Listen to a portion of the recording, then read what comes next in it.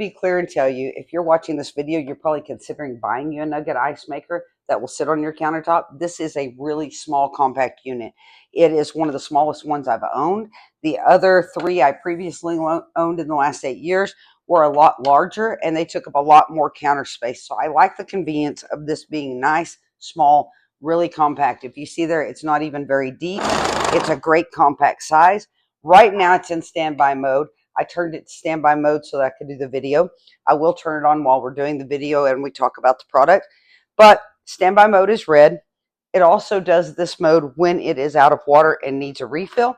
And to refill that water is really simple. You just pull that ice tray out, grab your water to refill, and pour it in there. Now, I will tell you, this is my 4th nugget ice maker that's countertop. I highly recommend, if you live in an area that has really high mineral content in your water, that you use an actual filtered water. I have a filtered pitcher that I'll run my water in and let it sit in that I use for my ice makers, because some of my ones in the past actually got some buildup. So that's a neat thing to know. I do want to show you a couple of things about this unit. So when you first get it in, it's got some stuff that you're going to have to unpack up top, and it'll show you that you got to take that tray off. It's really easy to take that top off. This is what's actually pushing your ice out. So that ice comes into this little chute and it just slowly gravity feeds itself down into the ice maker. Your water actually is up in here. You can actually see that water in that unit. I want to show you that. So I'm going to move my camera for a minute and just show you. So this is where your water's coming in. The compressor kicks on. It makes the ice. The ice falls through the gravity feed.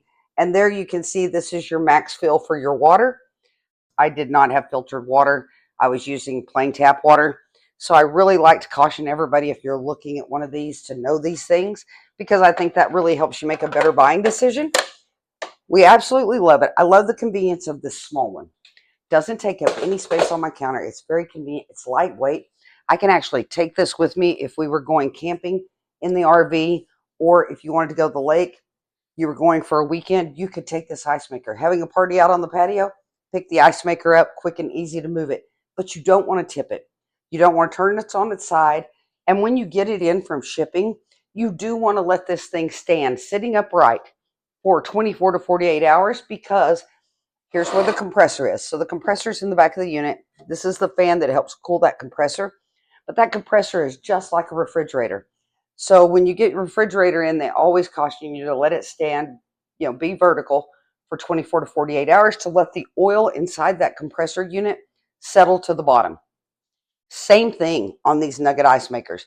And I think that's really important if you're looking at having one shipped to you. Be sure you leave it sitting up before you plug it in and turn it on for 24 to 48 hours so that that compressor's oil gets all ready to actually efficiently run. And I think your ice maker will last longer. So I want to let you hear this. It is a little bit noisy. When it runs, you can actually hear the fan running on the unit, but it's really not that loud. It's pretty low volume, considering some of the ones I've had in the past that were a lot louder. If you see there, it kicked a little bit of ice out.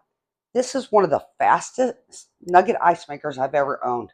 It starts making ice within the first 5 minutes of me turning it on. That's amazing to me, because my previous one took a lot longer to make the ice. Kick mine off into standby mode at night, let it just rest overnight, kick it on first thing in the morning, and it's making ice within 5 minutes.